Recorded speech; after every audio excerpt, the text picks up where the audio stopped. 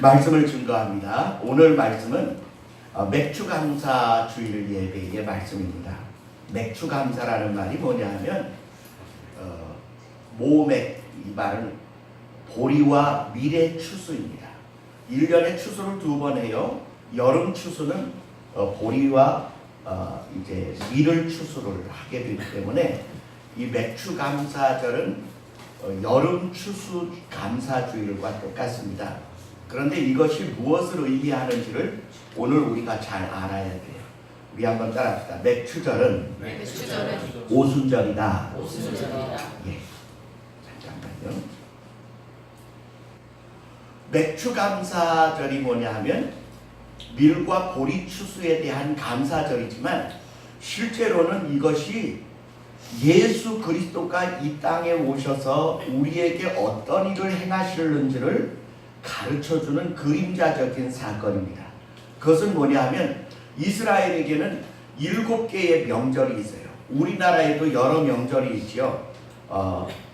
그 구정이 있고 추석이 있고 이렇듯이 이스라엘은 7개의 절기가 있는데 그것이 처음에는 유월절, 무교절, 초실절, 오순절, 그리고 나팔절, 그리고 속죄절, 장막절인 초막절, 이렇게 7개의 절기가 있습니다.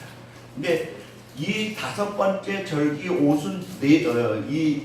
이 오순절은 무슨 뜻이냐 하면 오순이라는 말은 1순을 10을 1순이라고 해요. 20을 2순, 30을 4순, 50을 5순이라고 합니다.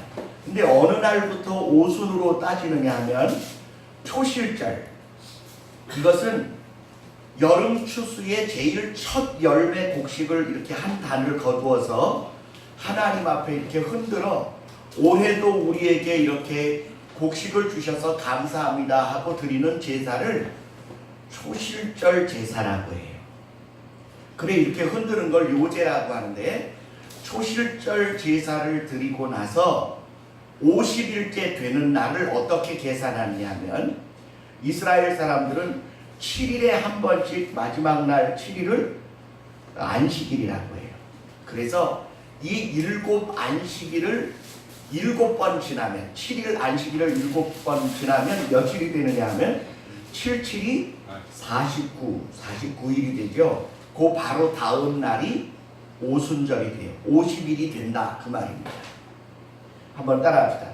초실절로 오순절까지는 50일이다. 여기에 굉장히 중요한 의미가 들어있어요. 이 초실절은 예수님이 오셔서 어떻게 한 날이 초실절이냐면 부활하신 날이 초실절이에요.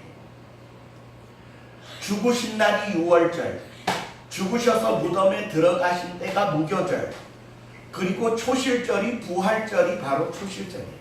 그래서 부활절로부터 50일째 되는 날이 오순절인데 이 오순절이 왜 그렇게 중요하냐? 오늘 우리가 성경을 읽었는데 사도행전 1장에 말하기를 이렇게 말씀하시고 있습니다. 예수께서 가라사대 너희는 예루살렘을 떠나지 말고 아버지의 약속하신 것을 기다리라.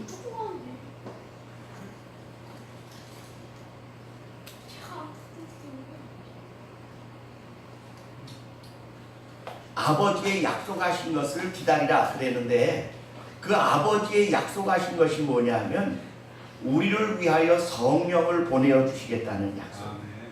성령이 무엇인지 얼른 잘 모르는 사람이 많아요.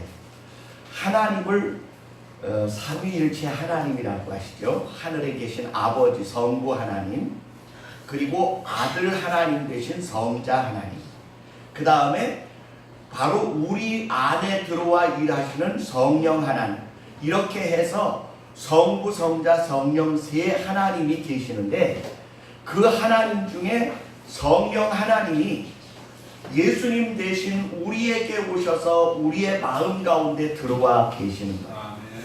바로 이 성령 하나님을 보내주시겠다고 하는 하나님의 약속은 예수님의 말씀에 어디에 나오느냐 하면 요한복음 14장에 나와요.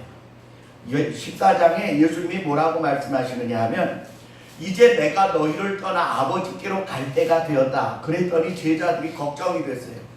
예수님이 계셔야 죽은 자도 살리고 병든 자도 낫게 하고 귀신 들린 자도 고칠 텐데 예수님이 이제 제자들을 놔두고 이제 자기들을 떠나시겠대요.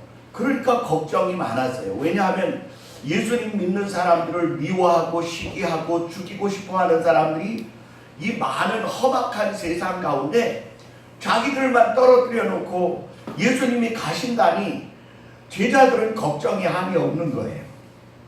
그래서 주님 우리를 놔두고 어디를 가십니까? 그랬더니 예수님 하시는 말씀이 두려워하지 말라. 내가 너희를 고아와 같이 세상에 떨어뜨리고 가는 것이 아니라 내가 아버지께 가면 아버지께 구하여 보혜사 성령을 너희에게 보내시리니 내가 너희를 떠나 가는 것이 성령이 너희에게 오심으로 너희에게 더 큰 유익이 되느니라. 이렇게 말씀하십니다. 이 말은 내가 너희를 고아와 같이 이 땅에 버려두는 것이 아니라 속히 다시 와서 내가 너희와 거처를 함께 하겠다. 이렇게 말씀하셨어요. 그래서 우리 안에 들어오시는 성령을 성령 하나님 이렇게만 하지 않고 이 성령님을 예수님이라고도 해요. 요한계시록 3장 20절에 보니까 볼지어다 내가 문 밖에 서서 두드리노니 누구든지 내 음성을 듣고 문을 열면 내가 그에게로 들어가 그는 나로 더불어 먹고 나는 그로 더불어 먹으리라. 이렇게 말씀하십니다. 그 우리의 마음의 문을 와서 두드리시는 이가 예수님이시고 우리 안에 들어와 계시는 이가 예수님이시라는 거예요. 그리고 마태복음 28장 마지막 절에도 말하기를 내가 너희를 떠나지 아니하고 세상 끝날까지 너희와 영영 함께 있으리라고 약속해 주세요. 바로 그 예수님의 영이 성령으로 우리 가운데 오시는 것입니다.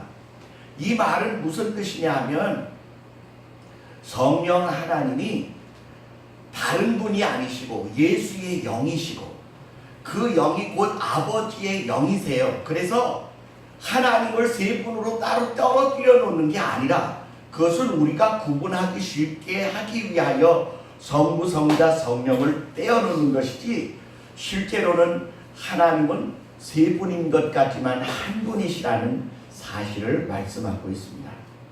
요한복음 10장 30절에는 말씀하시기를 나와 아버지는 하나이니라 말하신 것과 일맥상통하는 내용인 줄 믿습니다. 그러므로 여러분 우리 한번 따라합시다. 내 안에 성령이 계시는 것은 예수님과 하나님이 내 안에 계시다는 말과 똑같은 말입니다. 예, 그걸 자꾸 다르게 구분지어야 할 필요가 없어요. 자, 그래서 여러분 이 맥추절은 여름 추수절기로 명절을 지키도록 명령하셨지만 실제로는 이것이 첫 열매를 거두는 것과도 같은데 여러분은 바로 예수 그리스도의 이름으로 거두어진 천국의 첫 번째 추수되어진 알곡들과 같습니다. 이렇게 먼저 추수되어진 알곡들을 천국 창고에 바로 드리는 게 아니라 그들에게 성령의 능력을 덧입혀 주심으로 오직 성령이 임하시면 너희가 권능을 받고 예루살렘과 유대와 사마리아와 땅끝까지 이르러 내 증인이 되리라 말씀하신 그대로 우리는 천국의 일꾼이 되어지는 거예요. 추수꾼이 되어져서 죽어가는 영혼들을 추수하여 하나님의 나라 백성 삼는 거룩한 추수꾼이 되어지는 줄 믿습니다. 이것은 여러분 하나님이 자기의 일꾼을 부르시는 방법이세요. 그리고 이 성령이 이렇게 마가의 다락방에 오순절날 강림하심으로 교회가 교회다운 교회가 되어졌어요. 예전에는 성전이 예배의 중심지가 되었지만 이 성령이 임하신 마가의 다락방이 예수 그리스도가 머리가 되고 그리스도의 몸이 되어진 교회가 되어지는 거예요. 그런데 그 성령이요, 그 예루살렘에 있는 예루살렘 성전, 헤롯이 지은 그 휘황찬란하고 멋지고 아름다운 성전에 성령님이 임하신 게 아니고요. 마가의 다락방의 120명의 문도에게 성령이 강림하셨다는 사실입니다. 오늘날 많은 사람들은 크고 화려한 성전에 성령님이 임하시는 줄로 착각하는데 그게 아니에요.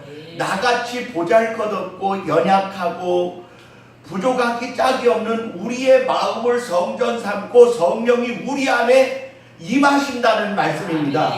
믿으시면 아멘. 그래서 지하실임에도 불구하고 여기에서 우리가 예배를 드릴 수 있는 것은 성령은 때와 장소를 가리지 아니하시고 자기를 예배하고 찬양하고 기뻐하고 환영하고 그분을 받아들이기를 원하는 심령들이 모인 곳에 임하시는 줄 믿습니다.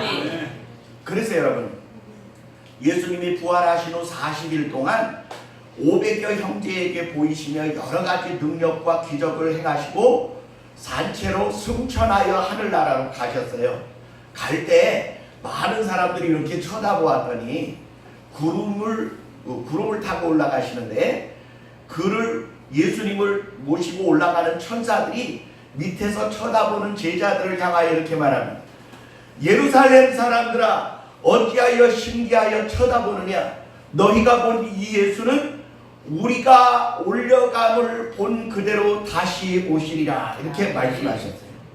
근데 그 예수님이 다시 육체로 오실 때에는 이 땅의 심판주로 오시지만 그 예비적인 그 영적 상태로는 성도들의 마음과 교회에 성령으로 1차 강림하신 거예요. 이게 영적 재림의 첫 단계로 보면 됩니다. 믿으시면 아멘. 그래서 여러분, 우리가 성경을 읽으면 여러 가지 이야기들이 있는데 그 중에 이스라엘 백성들이 홍해바다를 건넌 사건이 있습니다. 그것은 예수 그리스도를 믿기로 작정하여 하나님의 자녀가 되어지는 과정이에요. 그런데 이스라엘 백성이 단순히 홍해바다만 건넌 사건으로 끝난 게 아니고요. 그들이 약속의 땅에 들어갈 때에는 어디를 또 거치느냐 하면 요단강을 건너갑니다. 그런데 바로 그 요단강을 건너가는 사건이 예수 그리스도를 영접하고 성령으로 충만함을 얻는 성령 충만의 과정과 닮아 있다는 사실이에요. 왜냐하면 첫 번 구원을 얻고 광야로 나온 자들이 다 가나안 땅에 들어간 게 아니에요. 하나님을 믿고 신뢰하고 순종하던 믿음의 사람들이 요단강을 건너 약속의 땅에 들어가게 됩니다. 그러므로 여러분, 성령 충만 받으셔서 하나님의 약속의 땅에까지 들어가는 믿음의 승리자들이 되시기를 주의 이름으로 축원합니다. 아멘. 그래서 여러분, 이 맥추절은 첫 번째 추수, 여름 추수와 같고 그 여름 추수는 여러분들을 세상 가운데에서 구별하여 하늘의 천국 창고에 드리는 첫 번째 익은 곡식으로 보아도 좋은 줄 믿습니다. 아멘. 한번 따라합시다. 주여, 나를 알곡으로 추수하여 주심을 감사합니다.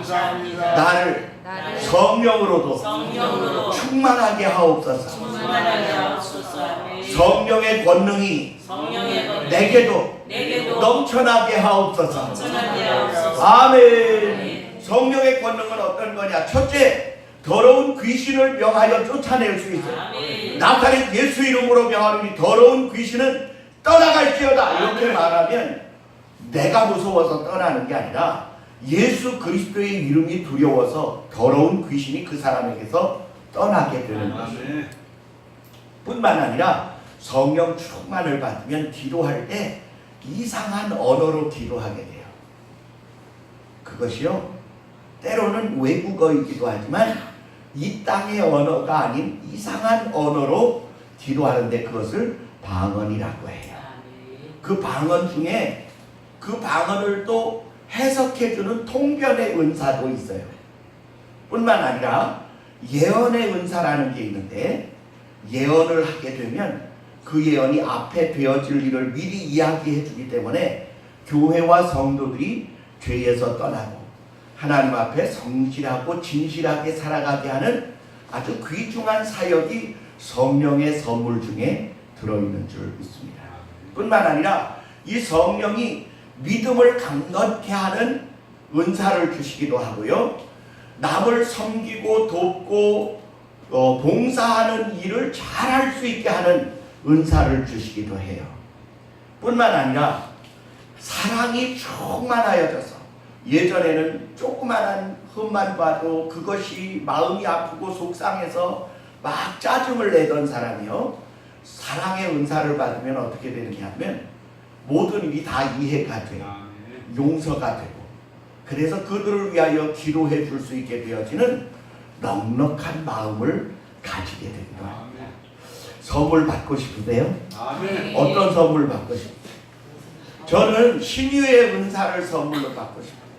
그래서 저에게 기도받고 낫기를 원하는 우리 손권사님이 건강해지기를 원해요. 아멘. 아멘. 여러분 기도 좀 해주세요. 조 목사를 위하여. 아멘. 우리 권사님 예수 이름으로 명하노니 악한 병만은 떠나가고 깨끗함과 강건함을 얻을지어다. 기도할 때 정말로 깨끗함과 강건함을 얻는 그런 능력을 받고 싶다고요. 그런데 그 능력이 누구 안에 있다고요? 성령님 안에 있다고. 여기 혹시 방언 못하시는 분 계시나요? 그러면 오늘 방언을 받을 수 있게 되기를 바래요. 방언은 어떤 은사냐면 첫째, 기도를 잘할 수 있는 은사예요. 두 번째로는 방언의 은사를 받아서 기도를 많이 하면 모든 은사와 연결될 수 있는 길이 열려져요. 그래서 여러분 많은 은사 중에 가장 기초적인 은사를 방언의 은사로 보기도 하고요. 그 방언을 받고 하나님 앞에 신령한 기도를 하게 되면 우리가 알 수 없는 하나님의 신비한 세계도 깨달아지고 그분의 지혜와 능력이 우리 안에 있어져서 많은 이들을 도울 수도 있고 내가 도움을 받게 되기도 하는 줄 믿습니다. 그러므로 여러분, 우리가 예수님 믿는 일이 어떤 이들은 너무 힘들고 어렵다고 말하는 분들 계시는데 그 반대로 예수님 믿는 것처럼 신나고 즐겁고 기쁘고 행복한 일이 어디 있느냐고 말해요. 왜 그런지 아십니까? 한 사람은 성령의 능력을 힘입지 못하고 신앙생활하면 예수님 믿는 게 한없이 힘들고 어려워요. 근데요, 성령의 역사를 힘입게 되잖아요.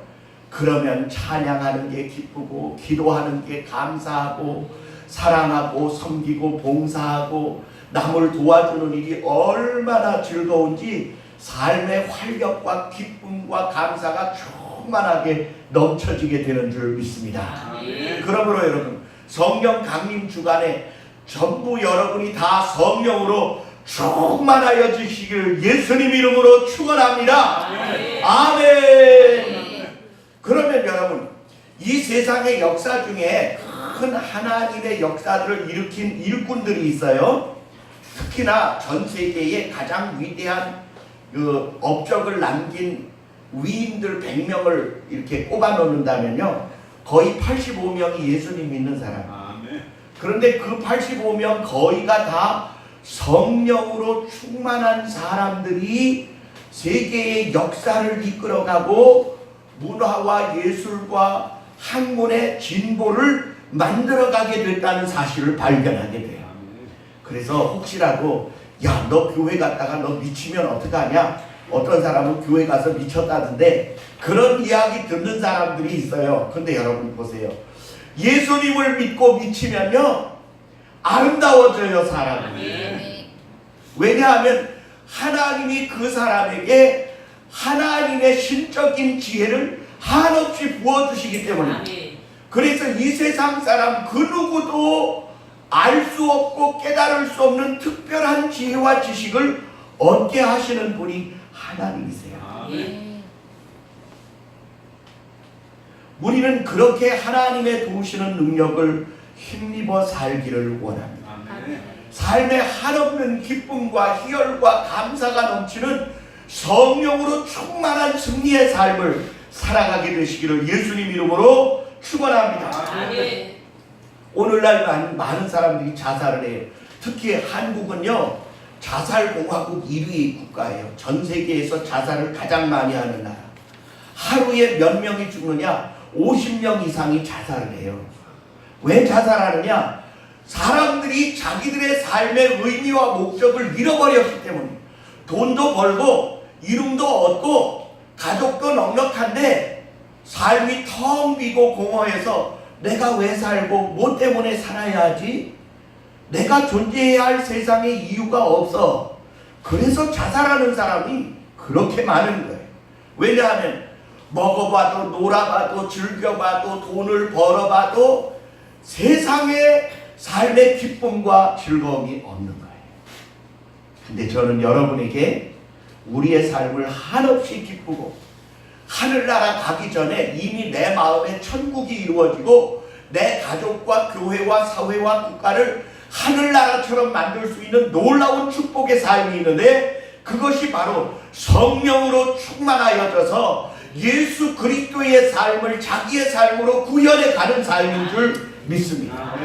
이런 삶이 이웃에게 행복을 주고 죽어가는 사람에게 생명을 주고 절망한 자들에게 소망을 주고 낙심하고 좌절하고 자살하고 싶어하는 자들에게 삶의 새로운 가치와 의미를 줄 수 있는 하늘의 지혜가 그 사람들에게 부어지기 때문에 저는 지혜와 지식의 차이를 잠시 설명하려고 해요. 지식이 뭐고 지혜가 뭐냐 그렇게 묻는다면 지식이란 이미 한 번 검증되어 써먹은 지식을 지식이라고 해요. 한 번 써먹었던 이 세상에 한 번 사용했던 모든 학문을 지식이라고 해요.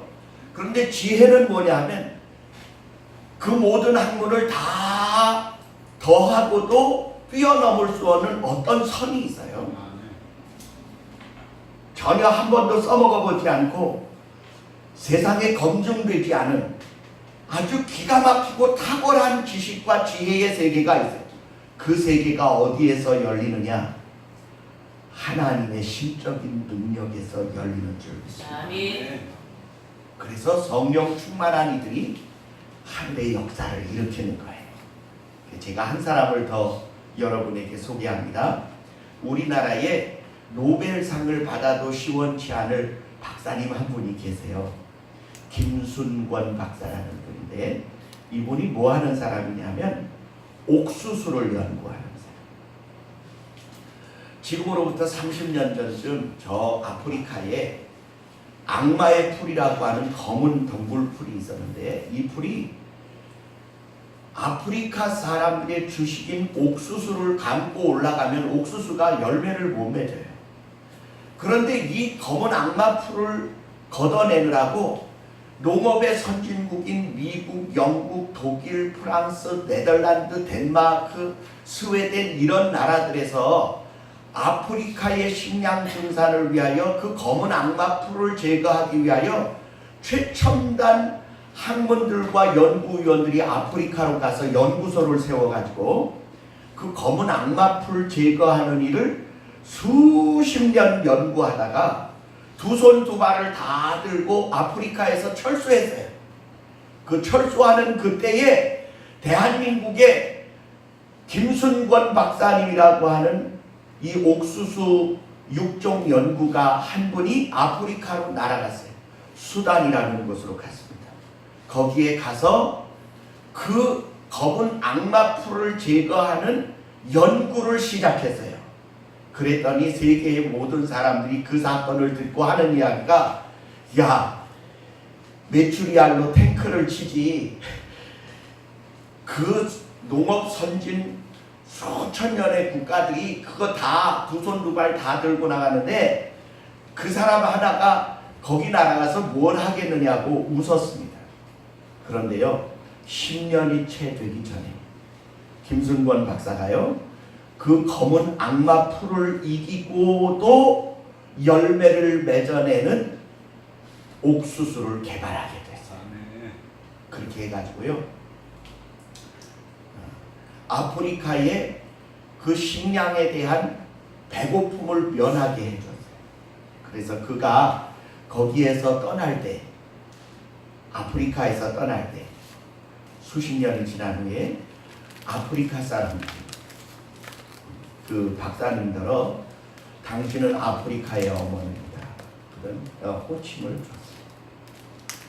근데 그분이 쓴 책을 제가 자세히 읽어봤더니 이런 이야기를 합니다. 그 옥수수를 육종을 연구하려면 그 옥수수 그 꽃가루를 꽃에다가 이렇게 이 옥수수 수염에다가 이렇게 접종을 시켜서 그걸 싸매고 번호를 매겨서 무엇은 어느 몇 번 옥수수와 교잡을 한 거고 몇 번 옥수수는 몇 번 옥수수와 교잡을 한 거라는 그 데이터를 쫙 만들어서 그야말로 놀고 쉴 새 없이 수십 년을 연구했는데 해도 앞이 보이지 않더라는 거예요. 그런데 어느 날 꿈을 꾸었어요. 어느 날 기도하다가 잠을 자다가 꿈을 꿨는데 하나님이 꿈을 생생하게 보여주시는 거예요. 자기가 꿈에 그 옥수수를 열심히 교잡을 하러 다니는데 어느 모퉁이 어느 번 몇 번째 줄에 몇 번째라는 번호까지 자기 꿈에 선명하게 보였다는 거예요. 그 옥수수를 개발하라는. 그래가지고 그 꿈에서 깨서요. 그 한밤중에 지프차를 타고 거기 가요. 꿈에 본 그 장소로 가서 그 옥수수를 붙들어서 그 옥수수 교잡종을 연구하기 시작했는데 자세한 내용은 제 머릿속에 있지만 일일이 다 말해드리기가 곤란해요. 그런데 그 옥수수 교잡종의 특징을 쭉 연구해서 그 교잡종을 보급을 하기 시작하면서 어마어마한 식량 증산이 되기 시작했어요. 그래 그분은 이렇게 그 책에서 고백합니다.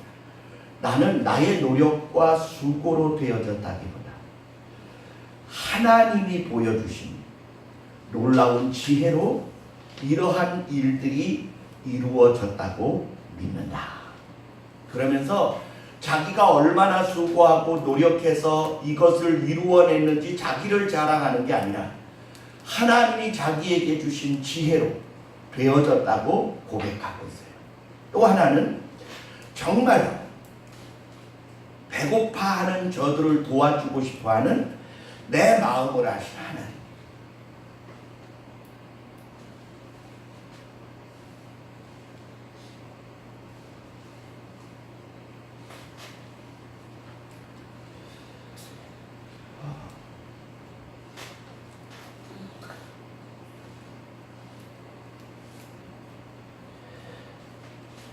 하나님은 자기의 마음을 닮은 사람을 도우시고 사람을 사랑하시는 하나님은 어떻게 하면 고통받는 사람들을 도와줄까 하는 사람의 마음에 자기의 지혜를 보여주시고 자기의 능력을 보여주시고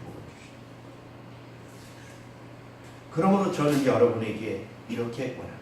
여러분 성령의 능력을 받아 남보다 뛰어나고 자랑스러운 어떤 사람이 되려 하지 마시고요. 어떻게 하면 내가 받은 그 사랑을 나도 보다 많은 자에게 베풀어 줄 수 있는 사람이 되어줄 수 있을까?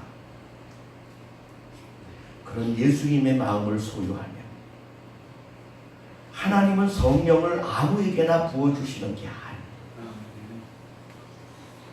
정말로 예수 그리스도의 피로 정결해지고 순전한 사랑의 마음의 그릇이 준비되어 자에게 한없는 은혜와 긍휼을 베풀어 주시는 줄 믿습니다. 저는 여러분에게 권합니다. 성령 강림 주일에 이 120문도가 성령 충만함 받은 그 사건이 세계 역사의 기점의 시간을 바꿔놓았어요.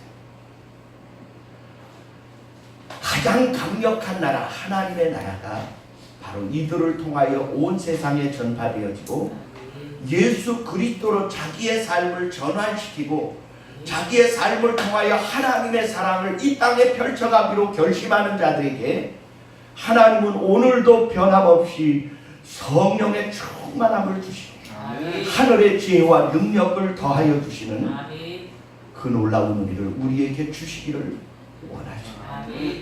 그러므로 저는 여러분에게 권합니다.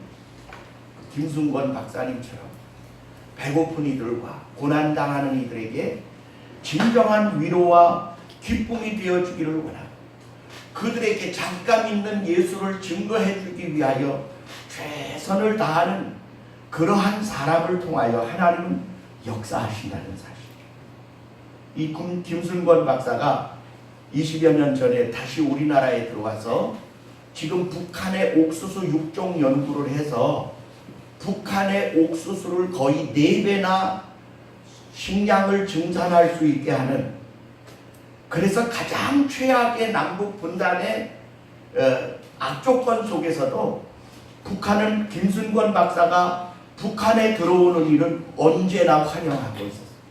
언제나. 그래서 그는 통일의 일꾼이 되어지고 북한에 굶주린 백성들에게 풍성한 옥수수의 수확을 줄 수 있는 일을 위하여 그가 북한의 옥수수 육종 연구도 지금도 계속하고 있다고 하는 사실. 저는 여러분에게 권합니다. 하나님은 오늘도 우리의 삶을 통하여 이 땅에 그 아들의 핏값을 나타내기를 원하시고요. 그 수없는 생명이 저주와 멸망으로부터 구원함을 받아 하나님 나라의 거룩한 백성으로 바꾸어지기를 원하시는 추수의 사명을 우리에게 맡기셨습니다. 예수님 이렇게 말씀하십니다. 눈을 들어 밭을 보라, 휘어져 추수할 때가 가까웠다. 너희는 넉 달이 지나야 추수할 때가 이르겠다 말하지만 그렇지 않다. 영적인 추수의 때는 지금이니 너희는 아버지께 구하여 추수할 일꾼을 보내어 달라 하라. 맞습니다. 우리는 추수꾼으로 불리움을 받았고 천하보다 귀한 생명을 구원하고 이 땅에 고난과 고통당하는 자들에게 하나님의 풍성한 은혜와 긍휼과 자비를 베푸는 예수의 사람들이 되어주시기를 주의 이름으로 간곡히 축원합니다. 기도하겠습니다. 사랑과 은혜가 충만하신 우리 주 아버지 하나님, 오늘 우리가 성령으로 충만함을 얻기를 원합니다.